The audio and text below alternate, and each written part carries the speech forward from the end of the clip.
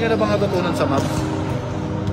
Kit Jimenez nakatanggap na ng offer sa San Miguel Beermen at Richard Velches maglalaro nga ba sa PBA 3x3 para sa Magnolia Hotshots? Step back and kiss myself. Big time plays, big time plays.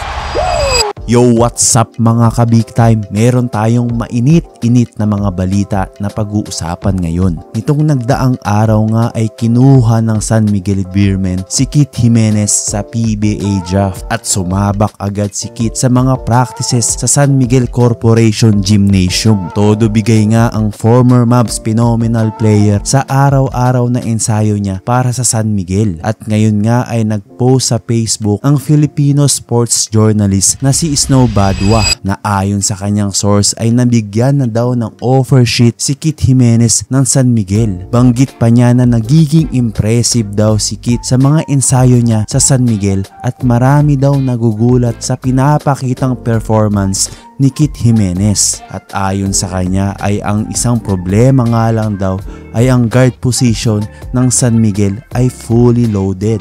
Well, isa tong good news para kay Kit at sa mga supporters niya. Maaring malapit-lapit na din makapirma na kontrata si Kit kung tuloy-tuloy ang progress ng mga ensayo niya. Isa pa sa mga good news lalo na sa fans ng Mavs Phenomenal ay nag-upload nga si Kit Jimenez para magpasalamat kay Coach Mav at sa Mavs Phenomenal family. Kay Coach Mav and tsaka sa MPB family, salamat sa inyo, sa mga nakasama ko dyan, mga kuya, coaches, ate. Sobrang salamat sa inyo sa pag-guide nyo sa akin, sa mga natutunan ko sa inyo and sa pagtulong nyo sa akin. Sobrang salamat po sa inyo. At ang hiling ng mga fans ay magkaroon ng reunion si Kit Jimenez at si Coach Mav. Bawat araw nga ay puro positive news ang natatanggap natin para kay Kit. Kaya all the best sa'yo, Kit Jimenez. Mapunta naman tayo kay Padres Richard Velches. Wala ngang kumuhang team kay Richard at hindi pinalad sa PBA draft pero bali-balita nga na maglalaro si Richard Velches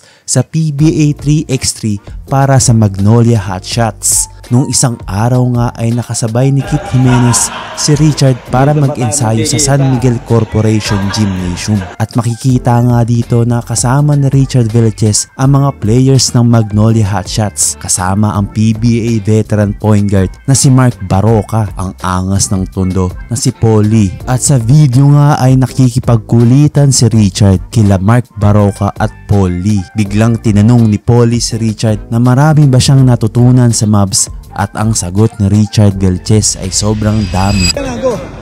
What do you do for a living? Sleeping. I'm sleeping!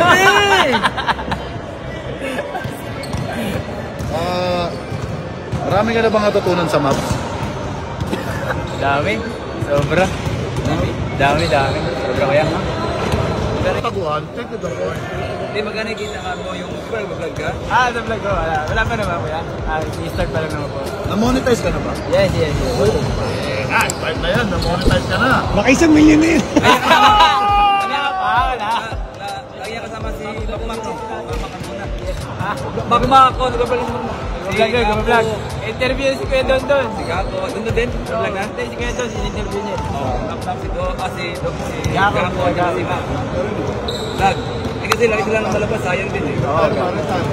Kung makakapaglaro si Richard sa PBA 3x3 ay paniguradong maraming mag-aabang sa kanya at alam naman natin na sanay si Richard sa 3x3 basketball game dahil sa mga dayo nila noon sa Mavs Phenomenal. Kaya best of luck sa'yo, Richard Velches. Actually, coach, yung Big Time Plays, inano ko eh. Nag-comment ako dun sa kanya. Big Time Plays, shoutout pala sa YouTube channel ng Big Time Plays. Thank you so much. Sa mga eksena. Pogi si subscribe nyo si Big Time Plays, oh? So, talagang napakataas ng mga views na ngayon ni Big Time Plays. Kaya congratulations sa'yo, bro. Si Big Time Plays, supportahan niya yan. Magaling din mag-video, tsaka kaibigan natin yan. Yo, shoutout nga pala sa Big Time Plays ng Malabon. Sa mga solid ka big time dyan, kung pwede sana i-follow nyo din ako sa Facebook page natin at tulungan nyo ako mapaabot ng 1,000 followers. Pagka naman, maraming salamat po. For more basketball news and updates, just click the notification bell At kung bago ka pa lamang sa channel na to, please subscribe and support my channel guys. See you on the next video. Let's go! You don't like NBA basketball!